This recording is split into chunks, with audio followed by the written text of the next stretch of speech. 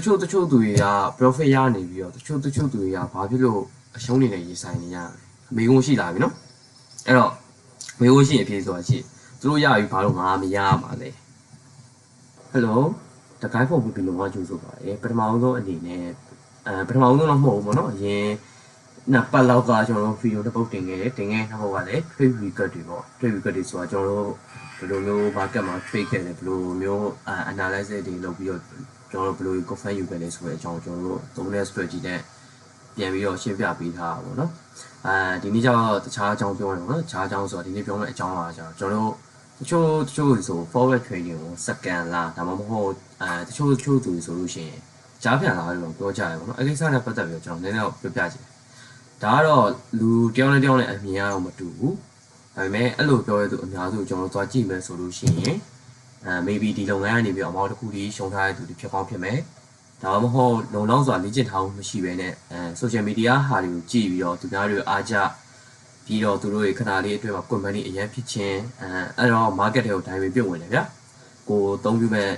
အရောင်းဝယ်နည်းစနစ်လည်းမရှိအဲ့လိုလူတွေဖြစ်ကောင်းဖြစ်မယ်ပေါ့တကယ်တော့ forward trading ဆိုတာအဲ့လိုမျိုးမဟုတ်အဲ့လိုမျိုးလုံးဝမဲ့အရာမဟုတ်ဘူးပေါ့နော် forward trading ရပါဗျာကျွန်တော်တို့တခြားအပြင်စီးပွားရေးလို forward trading မှာတခုကောင်းတာကြောင့်အပြင်စီးပွားရေးလိုတခုရောင်းချင်ဝယ်ချင်ပြီဆိုလို့ရှိရင်ပစ္စည်းကိုလောက်ဝယ်ကင်ထားစရာမလိုဘူးပြီးတော့အပြင်စီးပွားရေးမှာဆိုရင်ကိုပစ္စည်းတစ်ခုခုဝယ်ပြီးတော့ပြန်ရောင်းမှအမြတ်ရမှာဗျာဟုတ်တယ်နော်အမြတ်ရမှာဆိုတာလေမြတ်တဲ့အချိန်တစ်ခုထိအဲ့ပစ္စည်းကိုကျွန်တော်ကင်ထားရမယ်ကြာဥပမာကားရောင်းဝယ်လို့ပါဆိုကားကိုအနေဈေးမှာဝယ်ပြီးလို့ရှိရင်အမြင့်ဈေးရောက်တဲ့နေ့လောက်ကြီးစောင်းရတယ်ပေါ့အဲ့လိုပုံစံမျိုးပေါ့အပြင်စီးပွားရေးမှာကြောက်တခြားစားတော့ဆိုင်လုပ်ငန်းလို့ဘာလို့ရှိရပေါ့နော်သူတို့ပုံစံနဲ့သူတို့အဲ့အကြောင်း level နေကြတာပေါ့နော်ဒါပေမဲ့တေချာတစ်ခုကတော့အဲ့ဒီစားတော့ဆိုင်လုပ်ငန်းလို့စီးပွားရေးဘယ်စီးပွားရေးမဆိုပေါ့နော်အခုချက်ချင်းထားလို့အခုချက်ချင်းအမြတ်တွေအများကြီးရပြီးချက်ချင်းအောင်မြင်လာတော့မဟုတ်အချိန်တစ်ခုအတိုင်းအတာတစ်ခုတည်းကျွန်တော်ပေးဆက်ရတယ်အဲ့တော့ forex trading မှာကျတော့ကျွန်တော်တို့တစ်ခုကောင်းတာကျတော့ two way market ဖြစ်တဲ့အတွက်ကျွန်တော်တို့ဝယ်ခြင်းလည်းရတယ်ရောင်းခြင်းလည်းရတယ်ဒါပေမဲ့ကျွန်တော်တို့မှာလုံလောက်စွာလေ့ကျင့်ထားတဲ့နည်းစနစ်တစ်ခုရှိရမယ်အဲ့နည်းစနစ်ရဲ့အတိမ်အနက်ကိုတီးဖို့ဆိုလို့ရှင်ကျွန်တော်လုံလောက်စွာလေ့ကျင့်ရမယ်ပြီးရင်အတိမ်အဲ့မှာကျွန်တော်တို့အဲ့နည်းစနစ်ရဲ့အတိမ်အနက်ကိုတီးပါပြီးတော့နောက်တစ်ခုအနေနဲ့ကကျတော့ forex trading ကိုစီးပွားရေးလို့မြည်ပြီးစီးပွားရေးလို့လုပ်မယ်ဆိုလို့ရှိရင်တော့ကျွန်တော် long term မှာရက်တီလာအဲ့လိုမှမဟုတ်ပဲ game lane လို့မြည်ပြီးတော့ game lane ဆန်ကအယောင်းဝယ်ပြုလုပ်နေမယ်ဆိုရင်တော့စဉ်းစားကြည့်ပေါ့နော်ဘယ်လောင်းကစားရေရှည်မှာမျိုးမြက်အညက်ရနိုင်လို့လဲနောက်ဆုံးချမ်းသာသွားတဲ့သူတွေကလောင်းကစားထိုင်နေပြီအဲ့တော့စက္ကန့်လားလို့ပြောအောင်လေဥပမာကျွန်တော်တို့မြန်မာငွေကျပ်မကင်ထားခြင်းလို့ဒေါ်လာလဲခြင်းလဲဆိုလို့ရှိရင်ကျွန်တော်တို့ forex exchange တွေဆိုင်တွေပေါ့နော်ဒေါ်လာလဲလုပ်တဲ့ရောင်းတဲ့ဆိုင်တွေမှာကျွန်တော်သွားပြီးတော့ငွေလဲကြတယ်အဲ့လိုမျိုးပဲ forex ဆိုတာငါရတဲ့ကအဲ့ဒီ central bank တွေ commercial bank တွေပြီးတော့နောက်who fund တွေ corporation တွေအဲ့ဒါပြီးတော့ကျွန်တော်ဒီ market မှာအယောင်းဝယ်ပြုလုပ်နေကျွန်တော်တို့လို video trader တွေဖွဲ့စည်းထားတာအဲ့တော့ forex trading ဆိုတာငါးကြောင်းငွေကြေးအယောင်းဝယ်လုပ်ငန်းတစ်ခုပဲဒီဈေးကွက်မှာကျန်းကျင်ဖို့ဆိုလို့ရှိရင်ကျွန်တော်တို့ video trader တွေအနေနဲ့ဒီဈေးကွက်မှာအယောင်းဝယ်ပြုလုပ်မဲ့ strategy strategy ရဲ့အတိမ်နဲ့ကိုတီးဖို့ဆိုလို့ရှိရင်ကျွန်တော်အချိန်တစ်ခုပေးပြီးတော့ practice ကျင့်ရမယ်ဒါကတော့တယောက်နဲ့တယောက်အချိန်ကာလအပြည့်တူချင်မှတူမယ်ပေါ့နော်ချို့ဆိုလို့ရှိရင်3လလောက်နဲ့profit zone နဲ့ရောက်သွားတဲ့သူရှိမှချို့ဆိုလဲ6လချို့ဆိုလဲတစ်နှစ်အဲ့လိုပေါ့နော်ပြီးလို့ရအဲ့ကိုအသုံးပြုမဲ့ strategy ကိုကကျွမ်းကျင်လာပြီဆိုလို့ရှိရင် market ထဲတော့ဝင်အယောင်းဝယ်လုပ်ပြီးလက်တွေ့အသုံးချကြည့်လို့ရမယ်။နောက်ပြီး strategy ကိုသိရုံနဲ့ကျွန်တော်တို့လုံလောက်ပြီလားဆိုတော့မလုံလောက်သေးဘူး။ဘာလို့လဲဆိုတော့ market မှာကျွန်တော်တို့အချိန်ပြည့်24 hour market ဖြစ်တဲ့အတွက်အချိန်ပြည့်ကျွန်တော်တို့အယောင်းဝယ်လုပ်လို့ရနေတယ်။အဲ့တော့ကျွန်တော်တို့ဥပမာပဲကျွန်တော်တို့ဒီ trade တစ်ချောင်းဝင်လိုက်တယ်။ရှုံးသွားပြီဆိုလို့ရှိရင်ကျွန်တော်တို့ reverse trade အနေနဲ့ငါရှုံးသွားပြီပဲငါရှုံးသွားဟာငါပြန်ရှာမယ်ဆိုတဲ့စိတ်နဲ့ reverse trade တွေပို့လို့အဲ့အနေပြီးတော့ over trade တွေဖြစ်အဲ့အနေပြီးတော့ emotion တွေမနိုင်အဲ့အနေပြီးတော့သိရမလား forex ဆိုတာ scan အဲ့လိုဖြစ်လာကြတယ်ပေါ့နော်တကယ်ကအဲ့လိုမျိုးလုံးဝမဲ့ဟာမဟုတ်ဘူးဥပမာကိုကဒီနေ့ market တွေကိုကြည့်လိုက်တယ် market မှာကိုအသုံးပြုရဲ့နီလန်နဲ့ကိုက်နေပြီဆိုလို့ရှိရင် okay ငါရောင်းဝယ်လုပ်တော့မယ်အဲ့လိုစပြီဆိုလို့ရှိရင်ကျွန်တော်တို့ risk management လုပ်ရမယ် risk management လုပ်မယ်ဆိုတာကကျွန်တော်ဒီ trade တစ်ချောင်းမှာဝင်မယ်ဆိုလို့ရှိရင်ဘယ်လောက်အရှုံးခံမလဲပြီးရင်ဒီ trade တစ်ချောင်းကဘယ်လောက်မြန်ရရင်market ကနေ exit လုပ်လဲ market ကိုမကြည့်တော့ဘူးဗျာလုံးဝနားပလိုက်မယ်ဒီနေ့တရက်အတွက်နောက်နေ့မှကျွန်တော် market ပြန်ကြည့်ပါအဲ့လိုပုံစံမျိုးလုပ်အောင်ပြီးတော့အဲ့ဒါရပြီဆိုလုံလောက်ပြီလားဆိုတော့လည်းမဟုတ်သေးဘူး discipline တွေပြီးရင် discipline ဆိုတဲ့ sequence consistency ဖြစ်ဖို့ patient စိတ်ရှည်ရမယ်အဲ့ဒါတွေခြုံပြောရမယ်ဆိုလို့ရှိရင်ကျွန်တော်တို့grow mindset ရှိရမယ်ဗျာ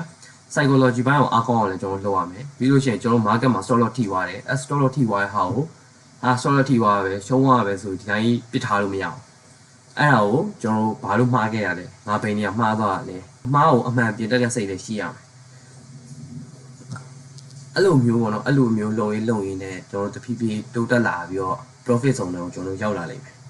အဲ့တော့ကျွန်တော်ဒီနေ့ trade ခဲ့တဲ့ဒီနေ့ trade ခဲ့ trade တော့မဟုတ်ဘူးဒီတစ်ပတ် trade ခဲ့ trade site လေးနဲ့အတူကျွန်တော်ပြန်ပြီးတော့အတူ share လုပ်ပေးခြင်းတယ်ပေါ့နော် okay အဲ့တော့ကျွန်တော်ကြည့်လိုက်အောင်နော်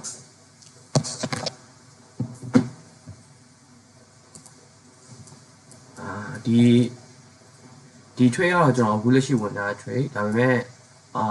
no risk တော့လုပ်ထားပြီးပြီနော် no risk ဆိုတာကျွန်တော်ဝယ် store တော့ဝယ်ဈေးမှာရွှေ့ထားလိုက်တာဆိုတော့ကျွန်တော်အခုလက်ရှိတော့တက်နေပါဘာဖြစ်မလဲမသိဘူး okay ကျွန်တော်မနေ့ကမဟုတ်တနေ့ရတာမသိဘူး trade set လေးတခုရှိတယ်ဒီမှာအဲ့တော့ကျွန်တော်ပြန်ပြီးတော့တစ်ချက်ရှင်းပြပေးမယ် okay ကျွန်တော်တစ်ချက်ကြည့်လိုက်အောင်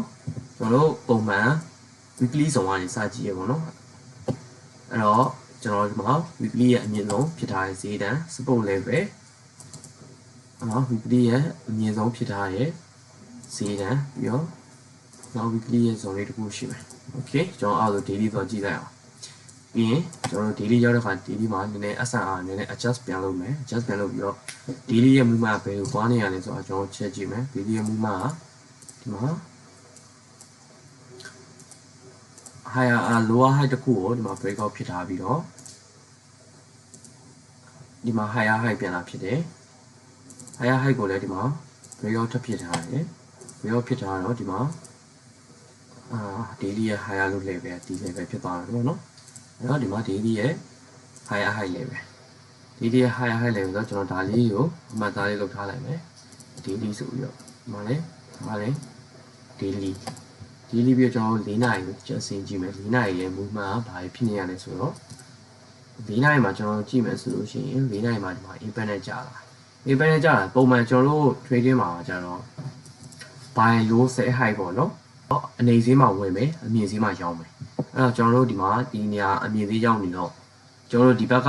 resistance level ကိုဖောက်ထွက်သွားရဖြစ်တဲ့အတွက်ကျွန်တော်တို့ဒီမှာ live ဝယ်မယ်ဆိုရင်ကျွန်တော် risk ကအရင်များသွားလိမ့်မယ်ဟုတ်ပြီပုံမှန်ဆိုလို့ရှိရင်အရင်များသွားဖြစ်တဲ့အတွက်ကျွန်တော်တို့ဒီမှာ live ဝယ်ရမလုပ်ဘူးဒီကနေပြီးတော့new higher high ဖြစ်သွားတဲ့အတွက်ကျွန်တော် higher low level ပြန်လာတော့စောင့်မယ်အဲ့တော့ higher low level ကဘယ် level ကြီးပြန်လာမလဲဆိုတော့ကျွန်တော်တို့ပြီးဖို့ဆိုရင် Fibonacci နဲ့တိုင်းကြည့်လိုက်ရင်3.618ဖြစ်တဲ့ golden ratio key zone အဲ့ key zone ကိုကျွန်တော်အမှတ်သားလေးထုတ်ထားလိုက်မယ်အမှတ်သားလေးလုပ်ထားလိုက်တယ်ပြီးတော့ဒါကို Fibo နဲ့ရေးထားလိုက်မယ် okay ပြီးတော့ကျွန်တော်တို့ဒီမှာအနည်းဆက်ဆုံးဒါကြောင့်4နာရီရဲ့ support တစ်ခုရှိမယ်အဲ့တော့ကျွန်တော်တနာရီပြန်ဆင်းမယ်နာရီကိုပြန်ဆင်းတဲ့အခါကျလို့ရှိရင်ဒီမှာမနေ့ကဒီမှာပေါ့နော်တနာရီမှာဒီကောင်ကတစ်ဖြောင်းနဲ့ဆင်းလာတဲ့အခါမှာဒီဘက်ကတနာရီရဲ့ဖြစ်ခဲ့တဲ့ဒီ resistance ဒီ support level လေးကိုဒီကောင် break out ဖြစ်သွားတယ် break out ဖြစ်သွားတော့ဒီမှာတနာရီရဲ့ minor lower low ဆိုလို့ရှိရင် lower high ပြန်လာမယ်ဒီမှာတနာရီဆိုတော့ကျွန်တော် h1 ပတ်ထားလိုက်မယ် lower low မှာ lower high ဆိုတော့ဒီကောင်ဘယ် level ကြီးပြန်လာမလဲကျွန်တော်ဇဝိုင်းနဲ့တိုင်းလိုက်ရင်တနာသမ6.8 level ကဒီ level တနာသမ6.8 level ပြော6.8 level ကဒီ level အဲ့တော့ကျွန်တော်ပြီးတော့ကျွန်တော်15မိနစ်ကိုထပ်ဆင်းတယ်15မိနစ်ကိုထပ်ဆင်းတယ်15မိနစ်ကိုထပ်ဆင်းတဲ့အခါမှာကျွန်တော်ဒီမှာကျွန်တော်တို့သုံးတဲ့ strategy အရဆိုရင်ဒီမှာဘာဖြစ်မလဲဆိုတော့ကျွန်တော်သိပြီဗျာဘယ်လိုလဲဆိုတော့ကျွန်တော်ဒီဘက်မှာ impact နဲ့ကြာလာတယ် impact နဲ့ကြာလာပြီးတော့ဒီနေရာ correction ဆိုတော့ကျွန်တော်ဒီနေရာမှာစောင့်အောင်မယ်စောင့်တော့ဒီမှာဒီ correction လေးပြီးသွားတဲ့အခါမှာကျွန်တော် entry ဝင်လိုက်တယ်ပေါ့နော်ဒီလိုပုံစံလေး entry ဝင်လိုက်တော့ဒီမှာ button ကို break out ဖြစ်တယ် break out ဖြစ်ပြီးတော့ video ပြန်လာတဲ့အချိန်မှာကျွန်တော်3.6 feet ကိုတိုင်းပြီးတော့ရောင်းရဲပေါ့နော် okay stop loss ကိုကျွန်တော်1 level မှာထားရင် TV ပဲဒီလိုက်မယ် TV ကပုံမှန်အပြည့်1 level ဒီလိုက်မလား ကျွန်တော်တော့1 level ဒီမလိုက်ခဲ့ဘူးပေါ့နော်ဘာလို့လဲဆိုတော့ကျွန်တော်ဒါကိုတနားရီမှာ transfer ချချင်းသွားတာဖြစ်တဲ့အတွက်ကျွန်တော်daily retreat ပြန်သွားမယ်ဆိုတော့သိတယ်ဒီအနည်းဆုံးဆုံးဒီ level ကြီးသွားလဲဖြစ်ရင်ဖြစ်မသွားလို့ရှိရင်ဒီဘက်ကဇုံထိသွားတယ်ဖြစ်ရင်ဖြစ်မယ်အဲ့တော့ကျွန်တော်ဒီဘက်မှာကတ်ဟာထားတဲ့ level ရှိတော့ဒီကတ်ကိုတော့လာဒီကတ်ထိတော့စင်းပါပဲဆိုပြီးတော့ကျွန်တော်ဒီ TV ယူခဲ့တယ်ကျွန်တော် trade ခဲ့ရပေါ့နော်ဟိုနေ့ဘယ်နေ့ညလဲဆိုတော့ကျွန်တော်အင်္ဂါနေ့ည7:00နာရီခွဲအန်ဂျူဝင်ခဲ့တယ်ပုံတူနေ့ညနေ3:00နာရီခွဲမှာကျွန်တော် TV ထိခဲ့ဒါကတော့ကျွန်တော်အသုံးပြုတဲ့ဒီစနစ်နဲ့အယောင်းဝယ်ပြုလုပ်ခဲ့ပုံစံပေါ့နော်ကျွန်တော်ဒီ trade မှာဆိုလို့ရှိရင်ကျွန်တော်ဒေါ်လာ50ရင်းပြီးတော့ပြန်ရ return profit ဆိုလို့ရှိရင် 8.98 ဆိုတော့9R ပဲထားပါတော့ဒေါ်လာ50ရင်းပြီးတော့9 45ဆိုတော့ဒေါ်လာ450ပြန်ရခဲ့တဲ့ trade seller လေးတစ်ခုပေါ့နော်အဲ့လိုပဲကျွန်တော်ဒီ trade မှာဆိုရင်ဒေါ်လာ50ရှုံးခဲ့တယ်ဒေါ်လာ50ရင်းပြီးတော့ဒေါ်လာ450ပြန်ရခဲ့အဲ့တော့နောက် trade တွေမှာလည်းပုံမှန်ဒီနီးအလားတူပဲကျွန်တော်သုံးတဲ့ strategy နဲ့ကိုင်မယ်ဆိုလို့ရှိရင်ကျွန်တော်ဒေါ်လာ50ရင်းပြီးတော့နောက်အလုပ်ထက်လို့အောင်ပါပဲဘာလို့လဲဆိုတော့3ချောင်း5ချောင်းလောက်ကျွန်တော်ရှုံးအောင်မယ်ဆိုလို့ရှိရင်တော့ကျွန်တော်အမြတ်တရရှုံးတာဖြစ်တဲ့အတွက်ကျွန်တော် easy ပဲ emotion မပါတော့ဘူးအဲ့တော့ emotion ကိန်းနဲ့ကျွန်တော်လုံးနိုင်မယ်ဒီစနစ်ကိုကျွန်တော်ကောင်းမွန်စွာအသုံးပြုနိုင်တယ်ဆိုတာကလည်းဒီ strategy ကိုကျွန်တော်ကျင်းဖန်များစွာပတ်သက်လုပ်ထားတယ်ဒီ strategy ရဲ့အသိဉာဏ်ကိုကျွန်တော်သိတယ်ပြီးတော့ဘယ်အချိန်မှာစောက်အောင်လဲဘယ်အချိန်မှာကျွန်တော်အယောင်းဝယ်လုပ်ရမလဲဘယ်အချိန်မှာကျွန်တော်အယောင်းဝယ်လုပ်ပြီးပတ်စံရင်းတင်လဲပေါ့နော်အဲ့လိုအချိန်ကျွန်တော်သိရတဲ့အတွက်ကျွန်တော်ဒီပြောင်းတဲ့အချိန်တွေဖြစ်လာတဲ့အချိန်ကျွန်တော်စောင့်နေဒီမှာပြီးွားရဲ့အချိန်မှာကျွန်တော်ဒါငါ strategy နဲ့ကိုက်နေကျွန်တော်အယောင်းဝယ်လုပ်ပြီး risk ယူခဲ့ရပေါ့နော်အဲ့တော့ကျွန်တော် return profit အနေနဲ့တော့450ပြန်ရခဲ့ဒါဒီ trade ပဲအဲ့တော့စိတ်ဝင်စားတဲ့သူတွေအနေနဲ့ကတော့ပတ်သက်များများလုပ်ပါအသုံးပြုတဲ့ strategy ကဥပမာ price action ရှိမယ် assembly ရှိမယ်ဒါမှမဟုတ် ICD တခြားsport and resistance breakout strategy wipeout strategy တို့အကုန်အများကြီးပဲเนาะအသုံးပြုရနေလားဒါပေမဲ့တချို့သူတွေက profit ရနေပြီးတော့တချို့သူတွေကဘာဖြစ်လို့အရှုံးနေနေရေးဆိုင်နေရလဲမေးခွန်းရှိလာပြီเนาะအဲ့တော့မေးခွန်းရှိအဖြေဆိုတာရှိသူတို့ရပြီဘာလို့ငါမရမှာလဲအဲ့တော့တေးချာလေးချင်းကြပါဒီနေ့ဗီဒီယိုလေးကတော့ဒီလောက်ပါပဲအားလုံးကျေးဇူးတင်ပါတယ်